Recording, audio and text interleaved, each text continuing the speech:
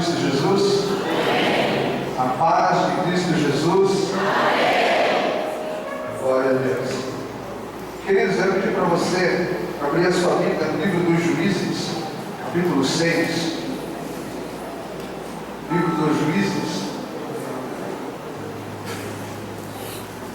capítulo 6, versículo 2.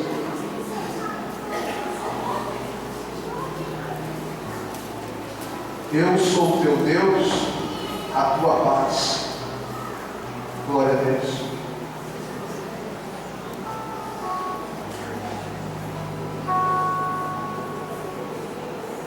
Livro dos Juízes, capítulo 6, versículo 2 diz assim: prevalecendo o domínio dos midianitas sobre Israel, fizeram estes para si, por causa dos midianitas, covas nos montes, nas cavernas e com fortificações, porque cada vez que Israel semeava, os midianitas e os amalequitas, como também o povo do Oriente, subia contra eles, e contra eles se acampavam, destruindo os produtos da terra, até a vizinhança de Gaza, e não deixavam Israel sustento algum, nem ovelhas, nem bois, nem jumentos. Versículo 22. Viu Gideão, que era o anjo do Senhor, e disse: ai de mim, Senhor Deus, pois vi o anjo do Senhor face a face. Amém. Queridos irmãos, na Bíblia, no Antigo Testamento, nós constantemente vemos Deus falando com o homem essa frase que está sendo usada durante estes dias. Nós várias vezes observamos na Bíblia Deus gastando tempo em trazer uma informação para o homem dizendo: não temos, não temos, não temos. A primeira pergunta, querido, que parou sobre o meu coração é: por que o Todo-Poderoso gastou tanto tempo, gastou tantas oportunidades na palavra para trazer essa expressão para o homem? Não temos. Querido, o medo, ele está vinculado à nossa humanidade caída, à nossa humanidade adâmica. Nós estávamos no Éden com Adão.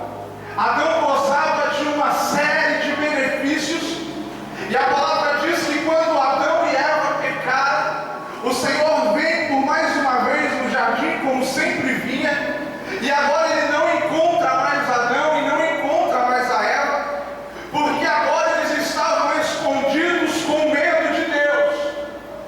Adão recebe um pacote dos malefícios do pecado, ele recebe o medo. Adão é esse mesmo, recebe o medo. A humanidade passa a conviver com medo por todas as gerações. Não importava quem era, podia ser um profeta como Elias, mas quando Jezabel falou com ele, o medo bateu e ele foi obrigado a fugir. Não importava quem era. Isaías capítulo 6, ele diz: no ano que morreu o rei Uzias, eu vi o Senhor em um alto e sublime trono, e as abas do seu manto descia sobre o templo, e as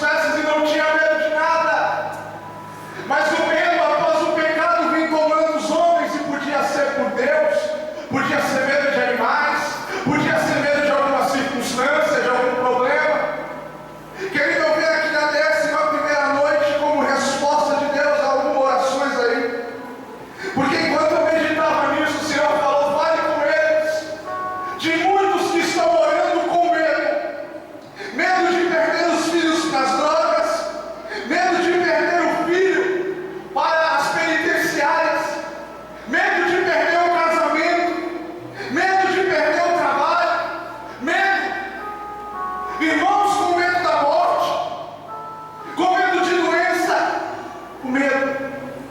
Mas eu vim nessa noite trazer uma palavra de Deus, o Deus que te tira o medo e te dá paz. Aleluia! O medo vem consumindo a humanidade. Por qualquer coisinha já estavam os homens com medo. Por qualquer coisinha já estava o homem fugindo de Deus. O medo tomou o coração dos homens. E quando nós estamos com medo, nós nos sentimos inseguros. Nós nos sentimos longe. Quando nós encontramos aqui no capítulo 6, nós encontramos essa atmosfera de medo sobre o povo de Deus. O povo de Deus agora não plantava mais. O povo de Deus agora não negociava mais. O povo de Deus não via suas crianças brincando na rua. A única coisa que esse povo sabia fazer era construir para si armas de defesa. Eles só sabiam construir para si cavernas. Eles só sabiam construir para eles coisas que eles pudessem se esconder dos seus inimigos. O medo vai tomando o coração dos homens. O medo vai cegando o povo de Deus. E nós vamos começando a construir armas de defesa. Por quê? Porque parece que nem todos mais querem viver pela fé. Parece que nem todos mais querem colocar o seu barquinho em um mar que vai embora. E parece que às vezes a onda é alta.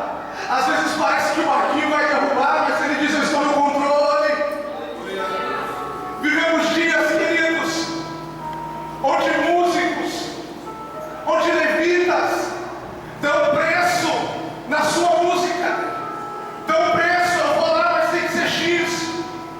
Porque é muito melhor ter a conta cheia e não passar por nenhuma dificuldade do que viver de fato pela fé, por uma oferta que quem sabe um dia seja muito, mas quem sabe seja muito pouco. Querido, eu quero trazer a você nessa hora que a única forma de vencer o medo destes dias é viver pela fé. Aleluia, aleluia. Vivemos dias, estou falando pela autoridade do Espírito Santo. Eu estou te contando o lamento do Espírito Santo. Oh, aleluia. Homens botam preço na sua palavra. É mais fácil do que depender de uma oferta que pode vir ou pode não vir, e Deus continuar no controle de todas as coisas. Os homens passam a construir armas de defesa. E você sabe muito bem, somos um país de futebol. Quem só se defende nunca ataca, no máximo empata. Nunca vai vencer. E os homens vão construindo para si armas de defesa. Eles não queriam mais vencer. Eles não pensavam mais em Deus. Eles olhavam para os inimigos e pensavam: vamos nos defender. Quantas vezes nos defendemos? Nos defendemos através das medicinas. Ah, está com um problema, vai no psicólogo. Ah, está com outro problema, vai no advogado. Ah, mas tem outro problema, vai nesse, vai naquele, vai na casa do outro, vai naquele. E o povo ia se escondendo. E o povo ia fazendo uns muros para eles, dizendo: aqui nós estamos seguros, e não estavam. Até que um dia eles perceberam que não estavam seguros. Quantas vezes, querida, a lágrima desce do nosso rosto quando a gente faz todas as tentativas, a gente constrói todos os muros, a gente se esconde, mas a gente vê que esse muro que a gente montou não dá. E aí nós vamos lá para aquele nosso cantinho, aonde só Deus sabe, e naquele cantinho a gente diz: Senhor, as minhas defesas não estão dando certo, Senhor, eu preciso de Ti. Oh, aleluia. Eles construíam para si, eles ficavam presos nisso, eles ficavam no raso de Deus. Perceba isso. Perceba a atitude de um povo: se esconder, defesas. Mas a Bíblia vai dizendo de alguém que toma uma outra atitude. A Bíblia diz que vai saindo Gideão com um feixe de trigo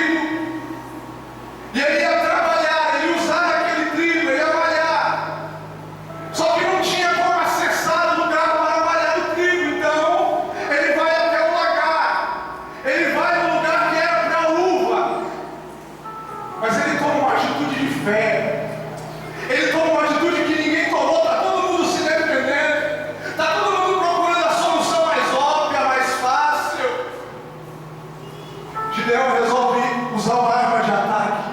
Eu vou usar minha fé.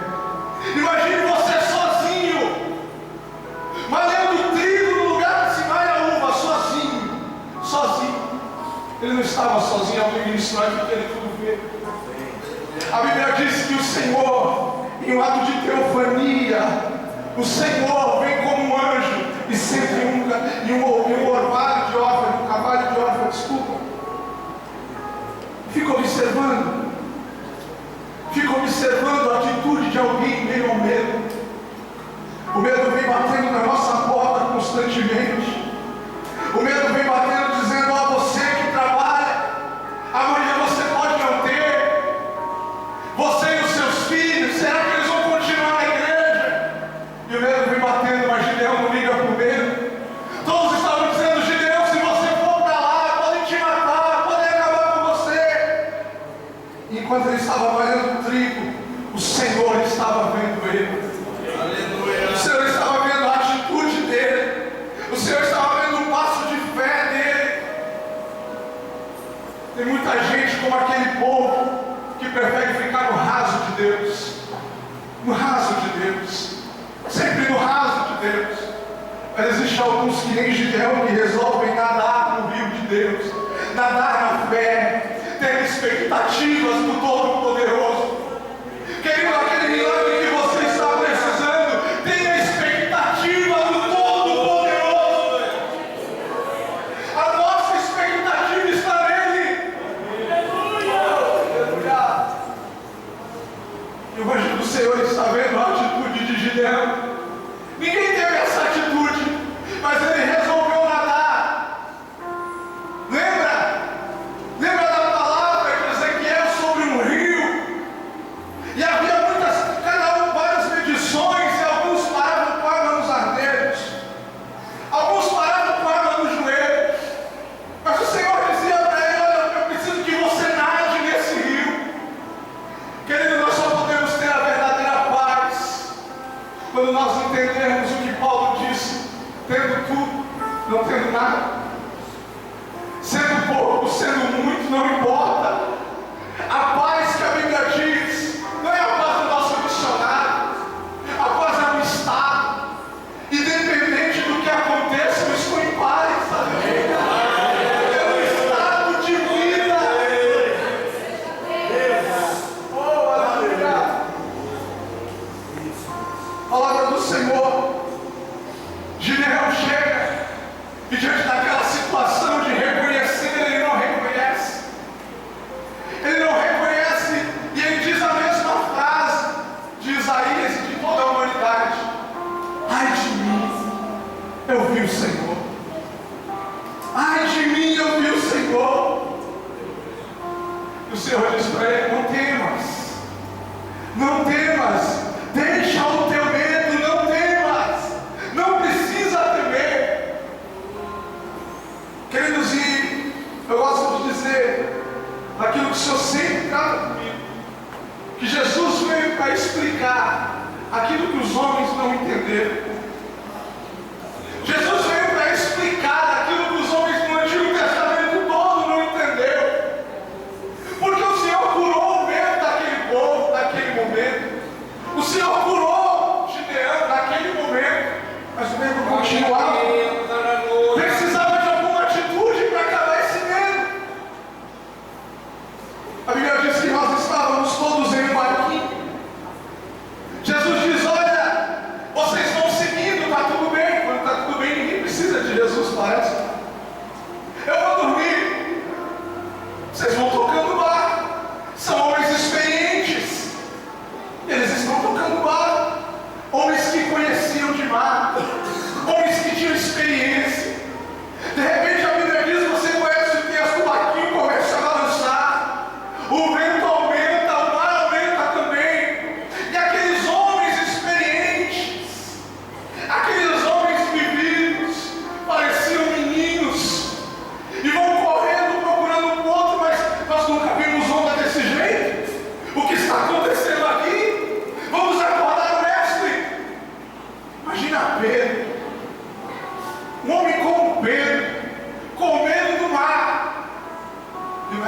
dormindo. A Bíblia Sagrada diz que eles acordam o mestre.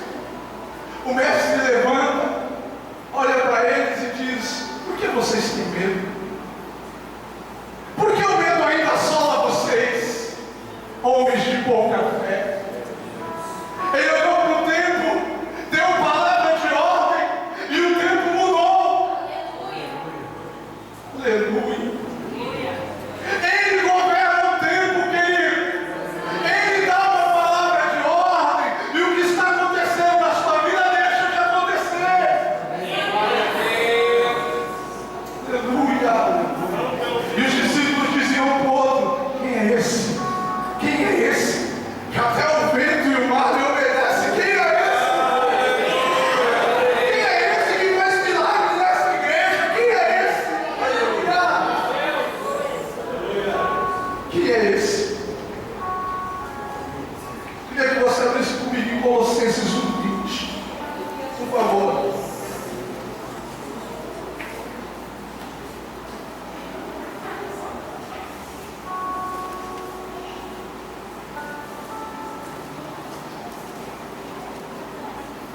Os discípulos se cutucavam, se chamavam, dizendo: quem é esse?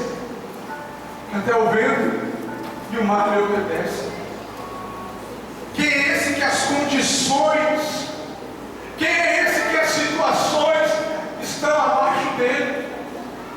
Por isso, meu irmão, que Paulo diz: estando em cima, estando embaixo, não tem problema, porque está tudo nele, tudo é dele. Quem sabe naquele momento, a fé daqueles homens foi tão grande, porque ver o mar parar, ver o vento, foi tão grande. Mas depois eles sentiam medo. Pedro negou a Jesus. Eles sentiam muito medo. O problema do medo ainda não estava resolvido. O medo ainda assolava a humanidade. Aquilo que nós recebemos de Adão ainda continuava conosco. E o escritor de Colossenses diz, vou começar com 19: porque aprove a Deus que nele residisse toda a plenitude, e que, havendo feito paz pelo sangue da sua cruz, por meio dele reconciliasse consigo mesmo todas as coisas, quer sobre a terra, quer nos céus.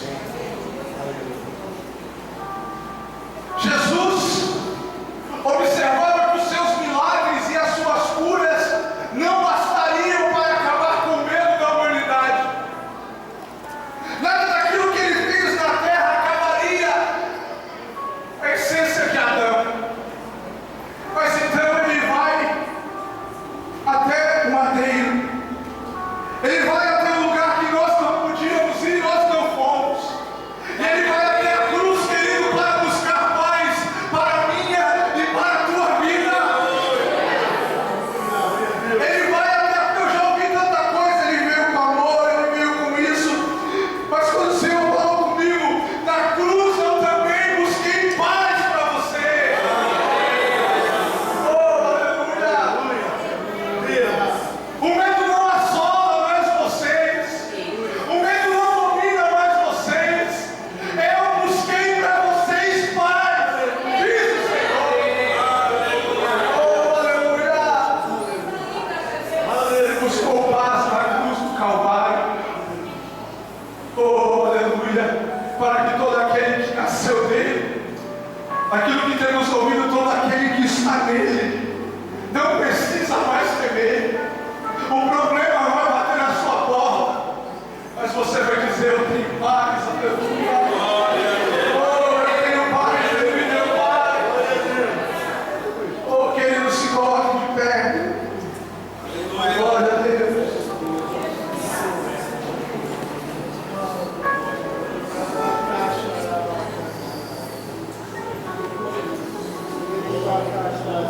Gostaria só de fazer uma oração rápida. Senhor, meu Deus, meu Pai, Senhor, obrigado pela sua palavra, Senhor. Mas, Pai querido, de acordo com aquilo que o Senhor falou a nós, ó Pai, eu preciso ministrar, Senhor, sobre este povo uma palavra, Senhor. Oh, Pai querido, pessoas que chegaram neste lugar, que têm orado,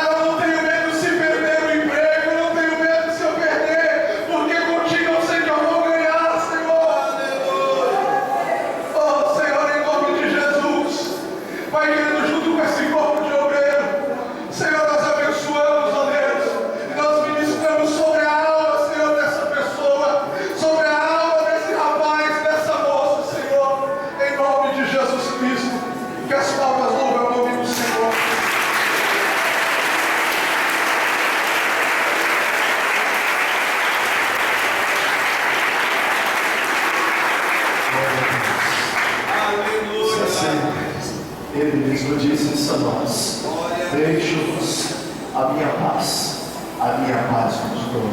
Nós temos essa paz, Deus. Amados, nós vamos por joelho no chão, nós vamos orar.